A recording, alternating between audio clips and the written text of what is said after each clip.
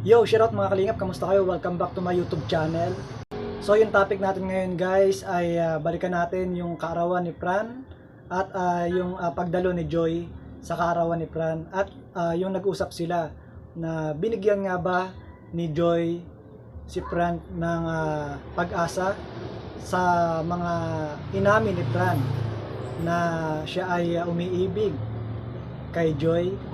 So, ayun ang gagawa natin ng reaction video at balikan natin yung video. Pero bago tayo mag-komento, shoutout muna sa inyong lahat at welcome to my YouTube channel, PWD Rams. And shoutout nga pala kay Kuya Bal at Edna, Kalingap Rob. Supportahan natin sila guys. At mega love shoutout din sa aking mga kasamahan sa Karepa. Mega love shoutout kay Pres Birador. At mega love shoutout din po sa mabuting tao kay Ma'am Anorita Reyes. Yan, supportahan nyo po, napakabuting tao po niya. Marami na po siya natulungan. At mega love shoutout din kay Ma'am Esther Morris. Ayan, mega love shoutout po, supportahan niyo po sila. At mega love shoutout din kay Tita Maria Lewis Vlog. Ayan, napakabuting tao po niya.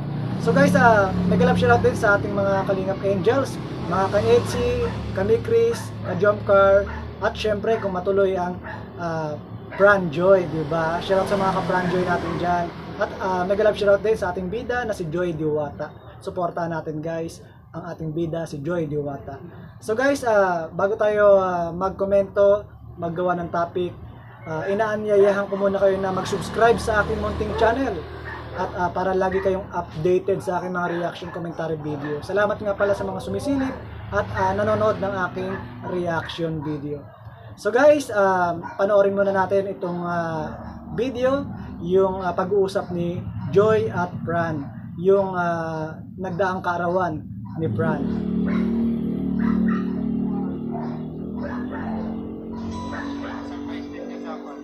Sabi nila pa si Jay may photo siya.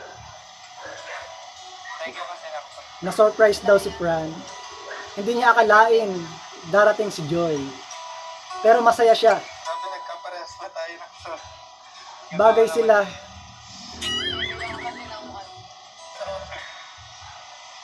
Bagay sa'yo yung kulay. Nagle-level up si Fran. Parang nawawala. Nagiging madaldal na. Pawisan ito.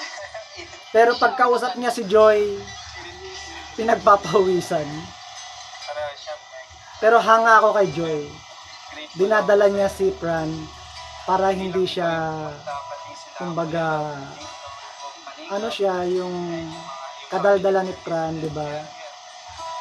Para mas marami pang itanong si Fran para sa kanya. Magaling si Joy, magaling. Kumanta ka pa rin. Wala nga yun. Okay lang. Hindi mo na lang bigyan ng hit. Agoy! Kung para sa'yo, wala yun. Sa akin, sobrang Yung mga sagutan ni Joy, no? mahalaga yun sa akin na nandito.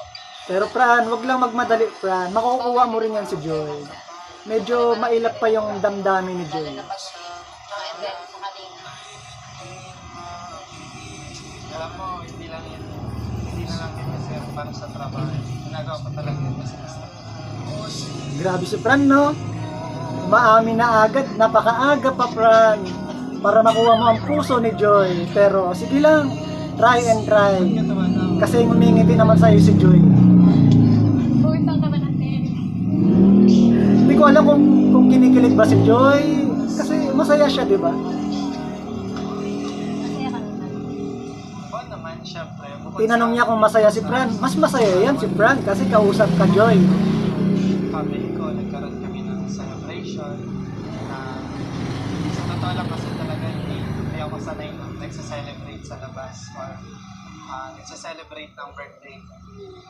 Kaya masaya ako na merong ganito. So talagang dati pala hindi nagse-celebrate si Fran Pamilya, tuwing kaarawan niya. sila kuya. So first time niya pala magkaroon ng ganyang kaarawan na may mga bisita.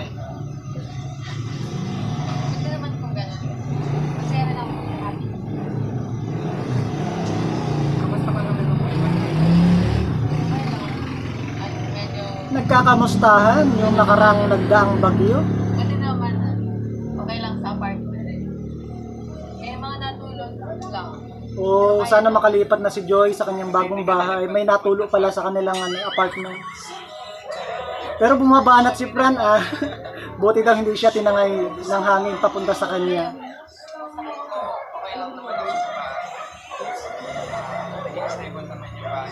Kasi yung second floor namin nilipat yung Ayun, talagang meron din na damage sa bahay ni Fran. Ganyan talaga pag dumadaan yung bagyo. Pero ang mahalaga, kinikilig ka, Fran, kasi nandyan si Joy. Wala pang kuryente sa Alam mo ako rin, nahirapan din sa sisig. Hindi kita na dyan. Oy, dumadamoves. Fran. Sila tita, kamusta sila sa ako lang din. Kasi Tumitita na si Fran. hindi naman bumabaha. Kumusta daw si tita, yung si Nanay Imelda. laki pala nitong branch na ito. Libodin kaya natin. Hindi ko pa rin ito nalilibot eh. Yung lakas. Parang nag-usap sila, yung kasuotan nila. Halos parehas. Bagay sa kanila. At bagay sila, uy. Pagdating ng panahon. Medyo maila pa si Joy, kung napapansin nyo guys, no? Yung mga inaamin ni Fran, hindi pa sinasalo ni Joy. Siyempre, intindi natin si Joy kasi yung pinagdaanan niya masakit.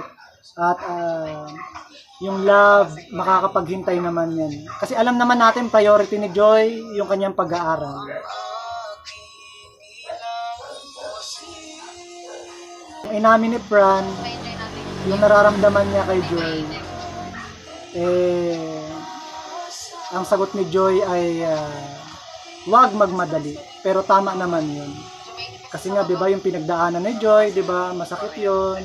Siyempre, at hindi naman basta-basta mawawala yun.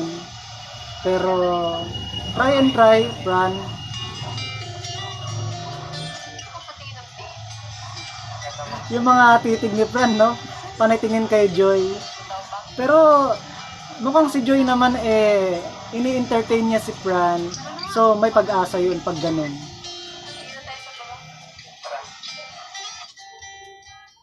Alam mo, may gusto akong sabihin sa'yo. Ito yun guys eh. Ito, Sa mga time na nagbibigay hindi natin inaasahan na ayaw pa ni Joy. Pero, naintindihan ko si Joy. Intindihin natin si Joy. Masaya ako sa mga oras na yun. Nakasama kita. Kasi bago pa nga lang sila. Gusto ko sabihin sa'yo na ginagawa ko ito. Hindi na lang dahil sa trabaho. Ginagawa niya daw ito, hindi dahil sa trabaho. Dahil, Kung ano ba? dahil gusto niya na si Joy. Ayun lang yun.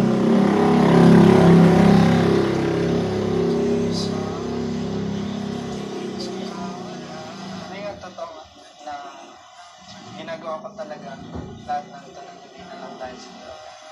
Minsan nagiging paraan ko. Pero para sa akin, parang masyado mabilis, Fran. Magkaroon ng oras. Mas maganda hindi ka muna umamin. Pero nandyan na yun, di ba? At least alam ni Joy, Na may para sa pagtatangi ka sa kanya or may gusto ka sa kanya. sa pag-aaral ko. Pero Pero ang mahalaga, handa ka maghintay, di ba, Fran? hindi ko na alam. Oo. Magpunas ka muna. Pawisan ka. Si Joy hindi niya maisip kung ano yung isasagot niya. Medyo nagulat din kasi si Joy. Pero matalino yung sagot ni Joy. Kasi Nararamdaman mo. kailangan maghintay. Hindi mo pa ako kilala. Hindi pa rin kita masyadong kilala. Yes, tama yon. Kailangan mo na magkakilanlan ang bawat isa. Siguro na-overwhelm ka lang din sa nararamdaman mo. Na-overwhelming talaga si Fran dahil nga mabait si Joy. Nakakasama mo pag- Laging nakakasama, kalog, at saka madaling pakisamahan si Joy. Masaya. Kasi may Ayan ang iba-iba ating na pressure ka lang din. na saliksik at napapansin. Push nga nila tayo. Kaya siguro, pag-isipan mo muna ng mabuti. Pero hindi naman nagsabi si Joy na busted si Fran, di Hindi ka ba? ma-confuse. Baka Kumbaga, binibigyan lang ng pagkakataon pa si Fran mag-isip-isip. Natural lang yun. Pero Fran, huwag susuko. Try and try. Alam mo, okay lang. Sinabi ko lang naman sa'yo. At least alam ni Joy na ikaw ay may nararamdaman na pagkagusto kay Joy. Ayun ang mahalaga. At si Joy naman hindi naman niya sinabing busted, di ba? Baka nagkakasya. O, di ba? Walang sinabi. At least nasabi mo yung nararamdaman mo, Fran. Support kita dyan. At naintindihan natin si Joy kasi nga nag-aaral pa siya at ang love, ang pagmamahal or magpapasok ka sa isang relasyon, hindi biro, di ba? Kailangan kilalanin ang isa't isa bago pumasok sa isang relasyon.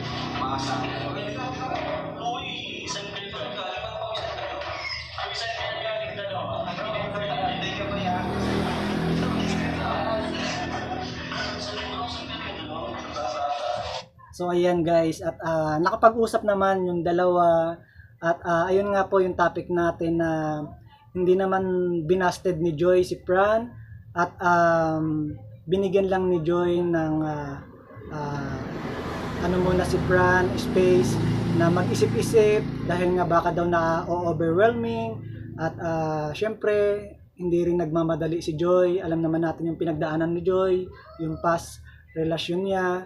So, at saka may priority rin kasi si Joy, yung kanyang pag-aaral. Then, matalino si Joy na nag-iisip muna bago pumasok sa relasyon. Pero, nakikita ko masaya si Joy kay Fran kapag nag-uusap sila. At wala namang tuldok na sinabi si Joy. At ang sabi lang ni Joy ay pag-isipan muna, baka na-overwhelming. Huwag magmadali, magkilanlan. So, maganda yung sinabi niya at magkakilanlan muna sila, yung ugali nila, di ba?